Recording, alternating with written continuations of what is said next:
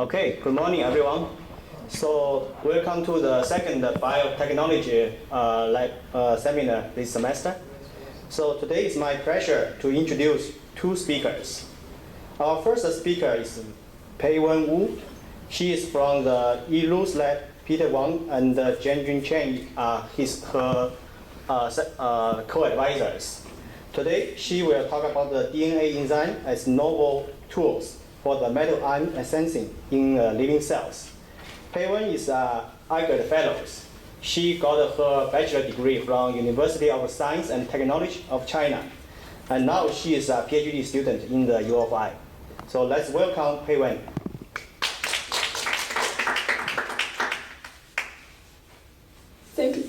Thanks for the introduction. Hello, everyone. It's on. I'm Peiwen from Department of Biochemistry. So I'm working in Dr. Yilu's lab at Department of Chemistry. And this project, we collaborate with two other PIs in bioengineering and material science engineering department. So the topic I'm going to talk about today is using DNAzymes as novel tools for metal ion sensing in living cells. As we know it, metal ions are very critical to life. They serve as essential cofactors for numerous intracellular processes, such as biosignaling pathways and also catalytic reactions. For example, 1/3 of all proteins contain a metal ion cofactor, and this protein plays roles in a host of fundamental cellular processes. However, paradoxically, these essential metals are also toxic, and cells must tightly regulate metal ion acquisition, availability, and export. Aberrant concentration and distribution of metal ions usually lead to disease and illness. For example, prostate cancer cells consistently shows a marked decrease in intracellular zinc level as compared to normal phenotype, and copper, iron, and zinc are shown to be involved in Alzheimer's disease. However, despite the fact that much of the periodic table consists of metal ions, our current knowledge regarding the intracellular homeostasis of metal ions is still very limited, especially for those trace or toxic heavy metal ions. The problem with heavy metal ion is that some of them are good for us in trace amount, but if it gets built up inside the cell, it can be a problem. And there are also many other metal ions that really don't have any good effect in the body, like mercury, lead, cadmium, and uranium. In the periodic table, more than half of the metals fall in the category of toxic heavy metal ions. However, besides toxicity, we know very little about the mechanism why they are so toxic and how our body detoxifies heavy metals. And the main reason for this is that many metals lack the appropriate sensors with which to study their function. Fewer than 5% of metal ions have the appropriate metal ion sensor, and even fewer of them have intracellular responsive sensor. It is for this reason that the creation of metal ion sensors remains critical.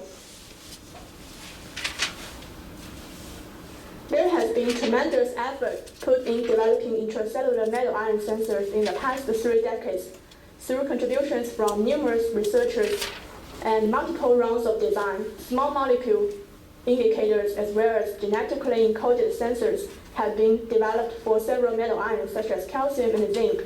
With the development of these sensors, it has become possible to study and probe fluctuation in metal ion concentration and distribution within cells. Such probes have shed light on the complex metal ion signaling pathways used by organisms as their response to the changing environment. However, design of metal ion sensor is quite often a trial and error process, since it is very difficult to rationally design the metal ion binding site for these sensors. And it is also very difficult to transfer the experience obtained from designing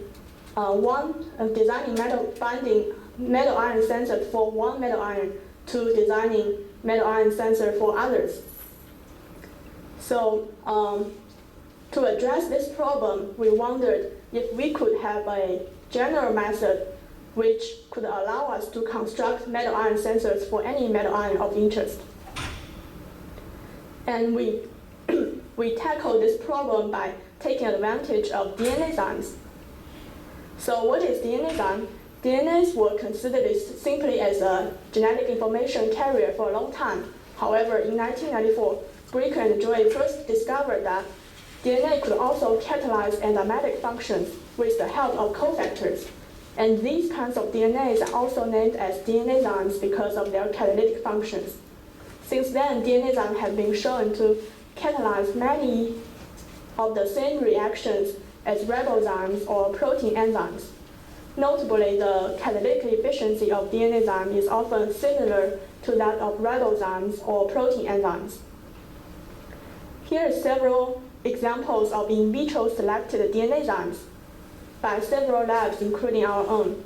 These DNAzymes share some common features. For example, for every DNAzyme, which are shown in green here, it often binds to specific metal ions with very high selectivity. For example, such as magnesium, uranium, lead, and copper. It uses metal ion as cofactor to perform cleavage reaction on their substrate, which are shown in gray here. And the substrate can be DNA or RNA or DNA-RNA chimera. The cleavage is very site-specific. The cleavage site is pointed by arrow here. Interestingly, so far, DNAzymes are never found in nature. They are only generated by in vitro selection in the lab. So in vitro selection is a technique used by researchers to isolate DNAzymes that they want.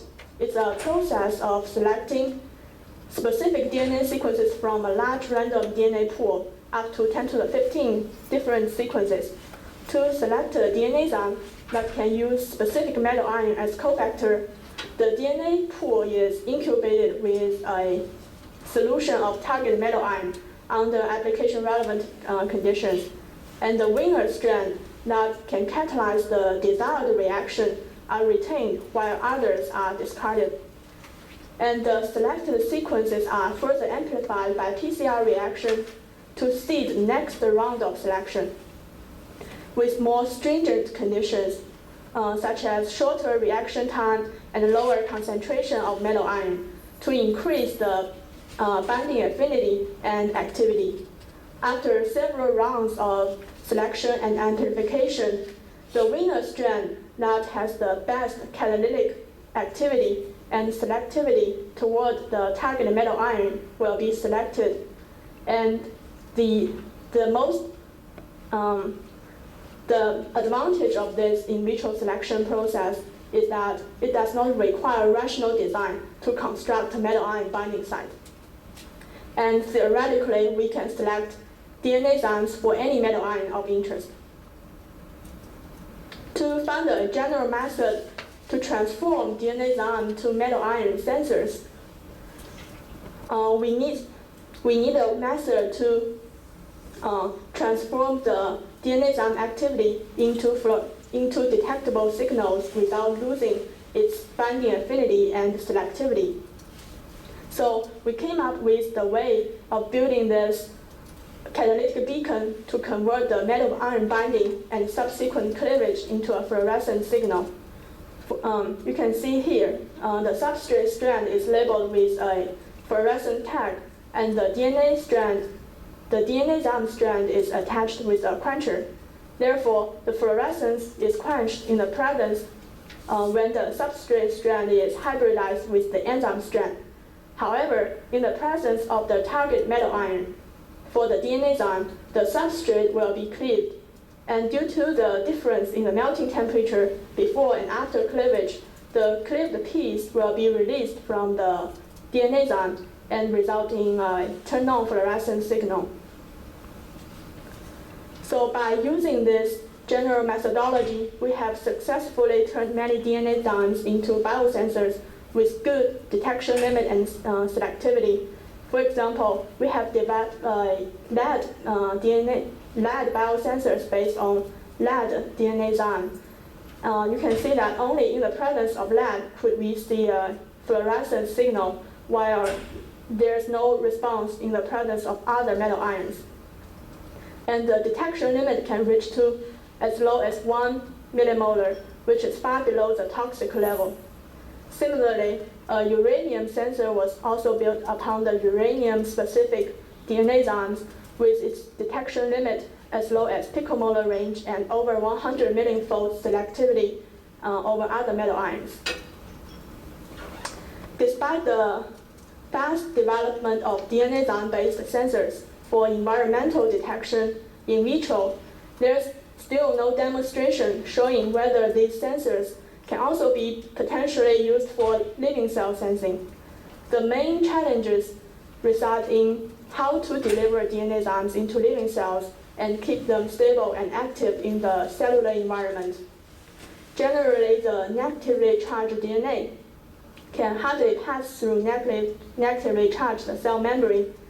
And to address this problem, we thought that we could take advantage of current techniques for gene delivery. For example, lipofectamine is a common transfection reagent. It can form liposomes that entrap the sRNA and DNA plasmid to help them cross into the cytoplasm. And recently, people also found that the use of gold nanoparticles as vehicle, DNA or sRNA could also be delivered into cytoplasm. The oligonucleotides were attached to the gold nanoparticle surface through cell group at one end of the strand. It was shown that these gold nanoparticles could introduce oligonucleotides into cells at a higher effective concentration than conventional transfection method, and they were non-toxic to the cells under the conditions studied. Moreover, the oligonucleotides on the surface of gold nanoparticles are less susceptible to nucleus degradation. So in terms of DNAzyme delivery, we saw this could be a good method. And the other challenge that we are facing is how to improve the stability of DNAzyme in the cellular environment. And the solution we think of would be introducing modified or caged nucleotide. For example, we can introduce phosphosylate modification and also photoactivable nucleotide into the DNAzymes to improve the stability. Based on these thoughts, we have come up with two different ways to use DNAzymes for living cell sensing. As a proof of concept, we start with toxic metal ion sensing. In this case, the target metal ion is uranium. Uranium is known to be a toxic carcinogen. It has been significantly enriched in the past half-century due to its great value to the nuclear power plant and nuclear weapons. However, at the same time, there's also growing concern about the adverse health effect associated with uranium exposure. Increased risk of developing urinary system disease and lung cancer have been established as outcomes of overexposure to uranium. And also, higher mutant frequency in genes was also reported in the mammalian cells contaminated by uranium. However, the current method of uranium detection, like atomic absorption spectroscopy and ICP mass spec, they all require lysis of cells, and they can only measure uranium in a concentration in a bulk solution, which is not convenient and practical for fast medical diagnosis. And these methods also need sophisticated instruments and experienced operators. In comparison, DNAzyme-based sensors are much easier and simpler to work with. So to construct a uranium-responsive sensor for cellular detection, the uranium DNAzyme, which is shown in green here, is immobilized on the gold nanoparticle surface and hybridized with its substrate. One end of the substrate is labeled with size 3 fluorophore.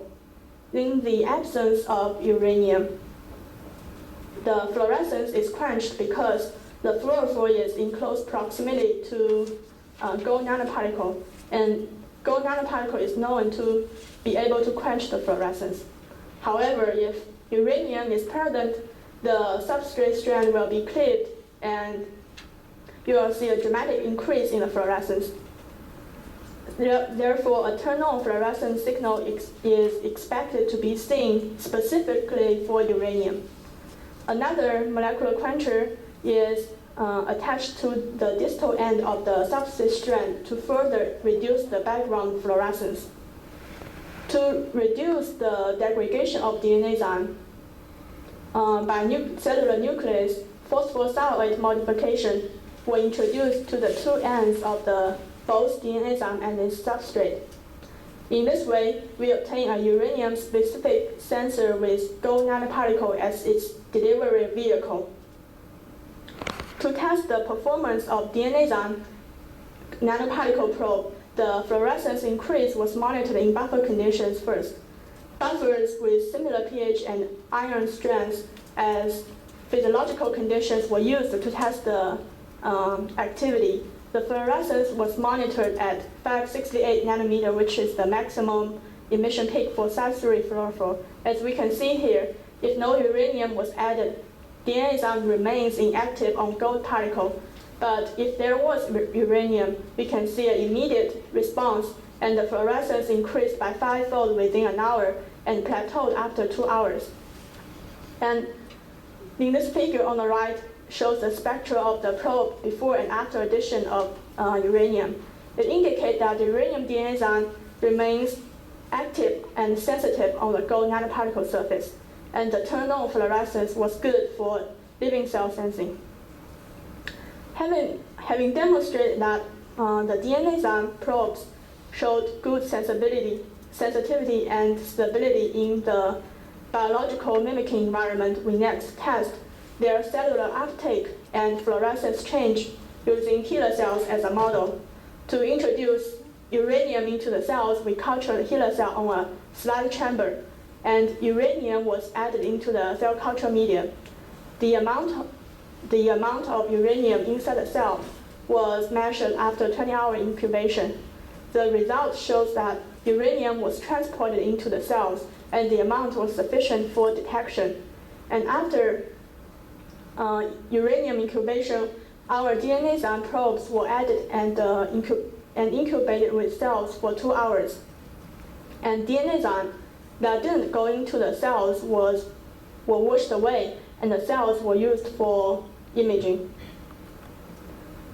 As we can see under the confocal microscope, that HeLa cells treated with uranium has much more fluorescence than those without uranium.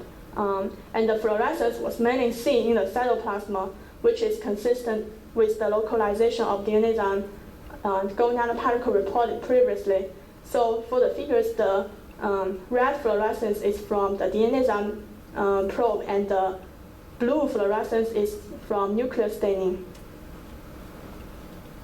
To quantify the intracellular fluorescence from the DNAzyme probes in either normal cells or uranium-treated cells, we examine the cells using flow cytometry. First of all, we want to see whether our DNAzyme got into the cells or not.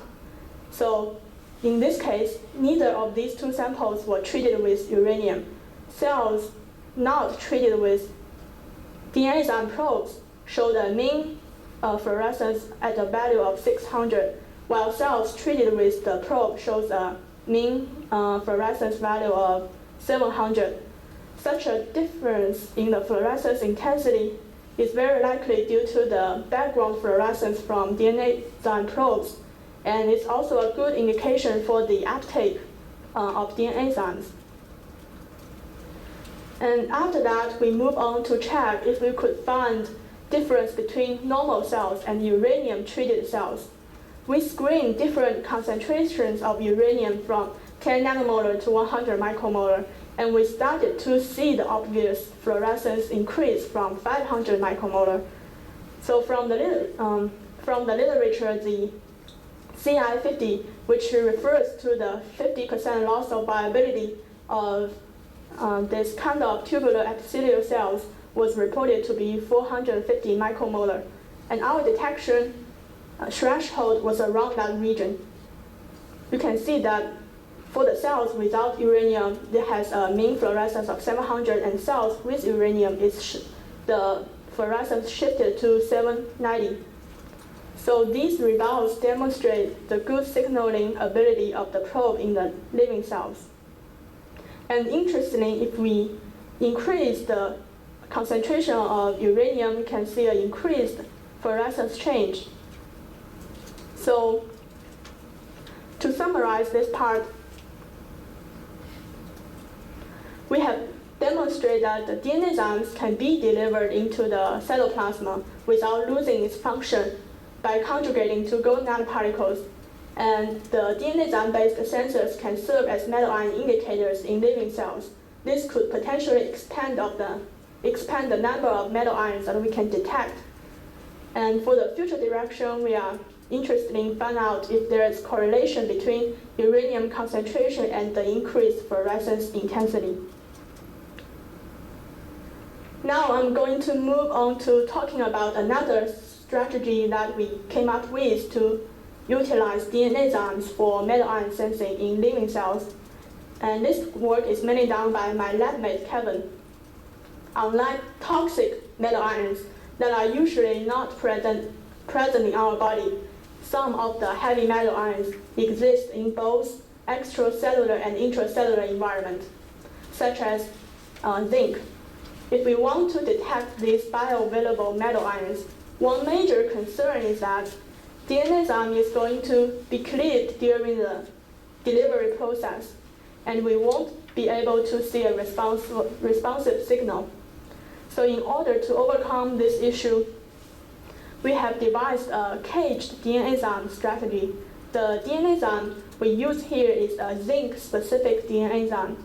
We know that the 3' hydroxyl group of the RNA nucleotide is in the substrate is very critical to the DNAzyme cleavage activity. So we block this site with a photolabile nitrobenzene group, which can be removed by 365 nanometer UV light. The caged DNAzyme is inactive even in the presence of zinc, and only after decaged with the UV light, the DNAzyme restores its activity and re-enable the metal ion sensing.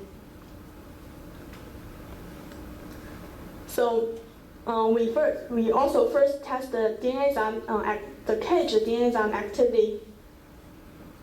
As we can see from the figure here, it compares the activity using uncaged substrate and using caged substrate. For the uncaged substrate, if it gets cleaved very fast in the serum environment, and about 5 minutes, about 50% of the substrate already get cleaved.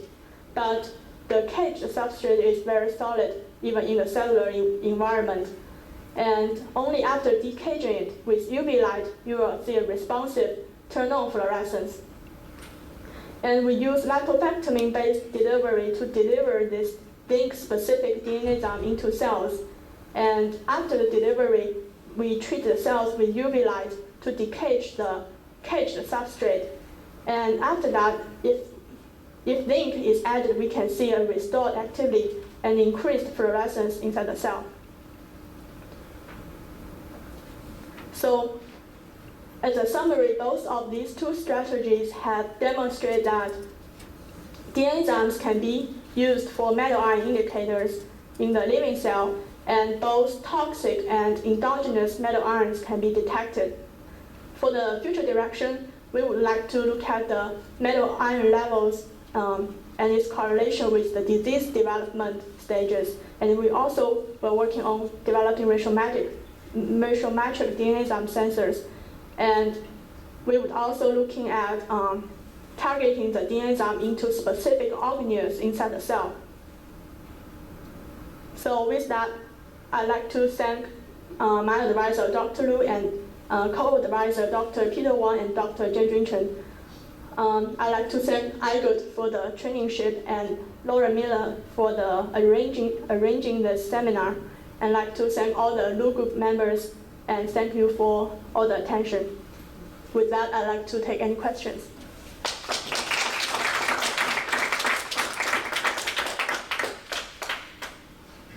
Any questions? I have a question. Yep. So in the first part of your talk, you mentioned using the gold nanoparticle to carry the DNA into the cells. Yeah. So after that, how do you remove the gold particle outside the cells? Oh, I just Or you leave the particle inside the cell for? I treated the cells with particles for 2 hours and then wash away all the those particles that does not enter the cell. Okay.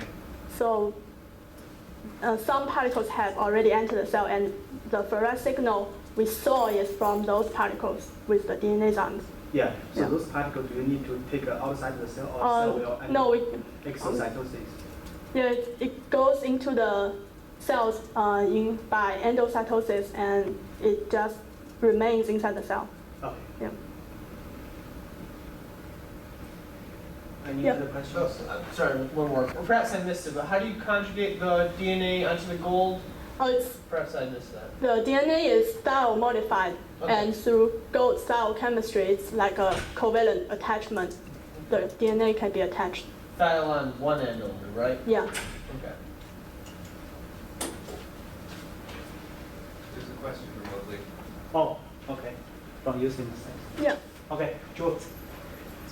Hi, Shen. Hey. So how would you know if UV light isn't degrading your DNAzyme? Because doesn't UV light degrade DNA? Oh, for the UV light, we only use it for 5 minutes, or But you had it for the 30 minutes. for that one, it's in vitro experiment, but in vivo, we only treat with the cells with 5 minutes. So in this case, we assume that there's very minimal damage to the DNA. Okay. Thank you. Thank you. Yep, thank you. Okay, with no question, let's thank our first speaker again.